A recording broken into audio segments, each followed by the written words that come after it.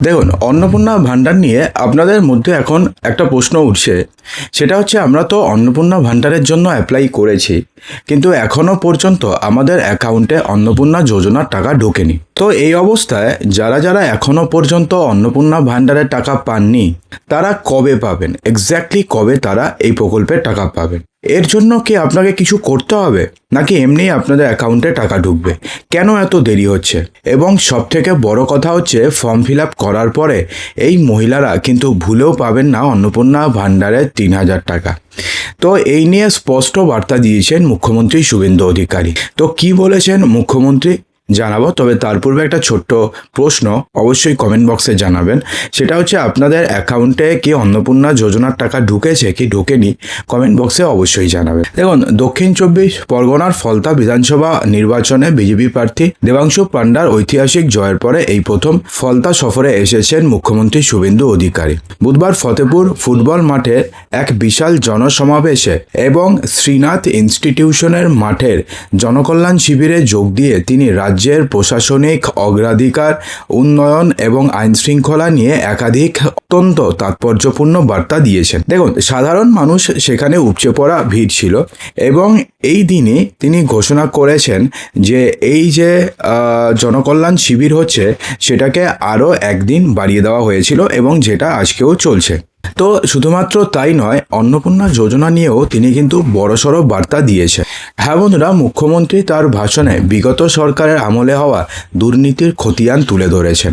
আগের সরকারের আমলে লক্ষ্মীর ভাণ্ডারের টাকা ভুয়ো উপায়ে পুরুষরা তুলেছে, আপনারা সেটা সবাই জানেন। মা বোনেদের হকের টাকা লুট হয়েছে, যার সিআইডি তদন্ত চলছে। তিনি জানিয়েছেন যে বর্তমান সরকার সম্পূর্ণ স্বচ্ছতার সঙ্গে কাজ করছে এবং ইতিমধ্যে প্রায় 28 লক্ষ মা বোনেদের অ্যাকাউন্টে 3,000 টাকা অলরেডি ক্রেডিট হয়ে গেছে এবং এটা হয়েছে বিগত 3 তারিখ। কিন্তু ব্যাপারটা হচ্ছে, 3 তারিখ থেকে এখনও পর্যন্ত কিন্তু খুব কম মা বোনেদের অ্যাকাউন্টেই অন্নপূর্ণা যোজনার টাকা ঢুকেছে। তো এটার পিছনে কি কারণ রয়েছে সেটাও জানাবো। যারা বাকি রয়েছেন তাদের জনকল্যাণ শিবিরে ফর্ম ফিল আপ করার আশ্বাস দিয়ে তিনি বলেছেন যে 1 জুলাইয়ের মধ্যে তারাও পেয়ে যাবে টাকা। তবে কড়া বার্তা দিয়ে মুখ্যমন্ত্রী স্পষ্ট জানিয়েছেন যে যেখানে ধর্মীয় শিক্ষা দেওয়া হয় এবং ভারত বিরোধী কথা শেখানো হয়, সেখানে কোনো সরকারি আর্থিক সুযোগ দেওয়া হবে না। অর্থাৎ তিনি সেক্ষেত্রে কিন্তু স্পষ্টভাবে বলে দিয়েছেন, কি বলেছেন আরেকবার শুনুন। যেখানে ধর্মীয় শিক্ষা দেওয়া হয় এবং ভারত বিরোধী কথা শেখানো হয়, সেখানে কোনো সরকারি আর্থিক সুযোগ দেওয়া হবে না। ঠিক আছে, অর্থাৎ এক্ষেত্রে তিনি কিন্তু স্পষ্টভাবে বলে দিয়েছেন যে যারা যারা ভারত বিরোধী কথাবার্তা বলে অথবা যেখান থেকে ধর্মীয় শিক্ষা দেওয়া হয়, সেখানের বা সেখানকার কোনো মা বোনেরা যদি অন্নপূর্ণা ভাণ্ডারের জন্য আবেদন করে, তারা কিন্তু কোনোভাবেই এই অন্নপূর্ণা ভাণ্ডারের টাকা তারা পাবে না। দেখুন, এক্ষেত্রে না এখন আপনাদের একটা একটা করে প্রশ্নের উত্তর দিই যে অন্নপূর্ণা যোজনার টাকা কবে পাবেন। দেখুন, অন্নপূর্ণা যোজনায় আপনাদের মধ্যে যারা যারা যেটা চলছে এখন বর্তমানে যে জনকল্যাণ শিবিরে যারা যারা অ্যাপ্লাই করছেন বা যারা যারা গিয়ে ফর্ম জমা দিচ্ছেন, তাদের মধ্যে সবার যদি ফর্ম ঠিকঠাক থাকে, তাহলে আপনারা আগামী 1 জুলাই অন্নপূর্ণা যোজনার টাকাটি পেয়ে যাবেন। কিন্তু এখন ব্যাপারটি হচ্ছে 1 জুলাই কেন? তাহলে আমরা যারা জনকল্যাণ শিবিরে জমা দিইনি বা আমাদের মধ্যে যারা যারা আমরা অনলাইনে অ্যাপ্লাই করেছি, তারা কি তাহলে আমরা পাবো না? দেখুন, এর পিছনে না একটা বড় উত্তর রয়েছে, সেটা হচ্ছে ভেরিফিকেশন। হ্যাঁ বন্ধুরা, আপনারা শুধুমাত্র অন্নপূর্ণা ভাণ্ডারের জন্য ফর্ম জমা করলেন আর অমনি আপনাদের অ্যাকাউন্টে অন্নপূর্ণা ভাণ্ডারের টাকা ঢুকে গেল, এমনটা কিন্তু মোটেও হবে না। তার কারণটি কি? তার কারণটা হচ্ছে, লক্ষ্মীর ভাণ্ডারে কিন্তু কোনো ভেরিফিকেশন হয়নি। আপনারা সবাই জানেন, লক্ষ্মীর ভাণ্ডারের ক্ষেত্রে জাস্ট ফর্ম জমা করেছেন, আপনাদের অ্যাকাউন্টে টাকা ঢোকা শুরু হয়ে গেছে। সেই ব্যাংকের অ্যাকাউন্ট ডিবিটি থাকুক কি ডিবিটি না থাকুক, কোনো কিছু যায় আসতো না। আপনারা যে অ্যাকাউন্ট নাম্বার দিয়েছেন সেই অ্যাকাউন্টে ডাইরেক্টলি মাসে মাসে টাকা চলে আসতো। কিন্তু অন্নপূর্ণা ভাণ্ডারের ক্ষেত্রে কিন্তু ব্যাপারটা অনেকটা আলাদা। এক্ষেত্রে কি হয়েছে, এক্ষেত্রে ভেরিফিকেশন ছাড়া কারোর অ্যাকাউন্টে টাকা ঢুকবে না। অর্থাৎ অর্থাৎ তাহলে এখন কি হবে, আপনারা গিয়ে ফর্ম জমা করেছেন সেটা অনলাইনে করুন অথবা অফলাইনেই করুন। ফর্ম জমা করার পরে তারপরে কি হবে, তারপরে স্টেজে আপনাদের বাড়িতে ভেরিফিকেশন করতে লোকেরা আসবে।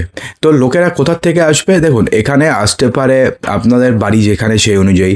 যদি আপনাদের বাড়ি পঞ্চায়েতে থাকে তাহলে বিডিও অফিস থেকে লোক আসবে, পুরসভাতে থাকলে এসডি অফিস থেকে আসবে, মেট্রোপলিটন সিটিতে থাকলে পরে এরকম ডিএম অফিস থেকে আসবে, এরকম হবে। তো আপনারা যেই যেই তথ্য দিয়েছেন অথবা যেই যেই তথ্য আপনারা দিতে পারেননি, নট অ্যাপ্লিকেবল লিখেছেন, কারণ অগ্নিমিত্রা পাল স্পষ্টভাবে বলে দিয়েছিলেন যে আপনারা যেগুলো যেগুলো পারবেন সেগুলো লিখে দিন, আর যেগুলো পারবেন না সেক্ষেত্রে নট অ্যাপ্লিকেবল লিখে দিন, আমরা দেখে নেব। ঠিক আছে, তো আপনারা যেগুলো ফিল আপ করেছেন সেগুলো তো ঠিক আছে, সেগুলো এসে একবার দেখবে যে আপনি যে তথ্যগুলো দিয়েছেন এবং যে তথ্যগুলো দেখা যাচ্ছে দুটো কি সেম নাকি আপনি কোনো ভুল তথ্য দিয়েছেন, এটা একটা ম্যাচ করলো। তারপরে ধরুন যেগুলোর ক্ষেত্রে আপনি নট অ্যাপ্লিকেবল করে দিয়েছেন, তো সেক্ষেত্রে তারা সেগুলোকেও ঠিক করবে এবং আপনাদের থেকে বেশ কিছু তথ্য চাইতে পারে। যেমন আপনার যিনি হেড অফ দ্য ফ্যামিলি রয়েছেন ওনার আধার কার্ডের জেরক্স চাইতে পারে, ভোটার কার্ডের জেরক্স চাইতে পারে, প্যান কার্ডের জেরক্স চাইতে পারে।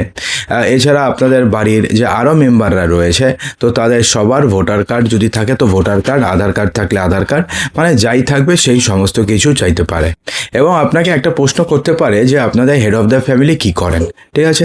অর্থাৎ সেক্ষেত্রে আপনাদের হেড অফ দ্য ফ্যামিলি বাড়ির ইনকাম কত দিয়েছে ফর্মে, সেটাও কিন্তু আপনাকে জিজ্ঞেস করা হতে পারে। এবং আপনাদের বাড়িতে গাড়ি রয়েছে কিনা, 3টার বেশি পাকা ঘর রয়েছে কিনা, এই সমস্ত কিছু প্রশ্ন আপনাদেরকে করা হবে।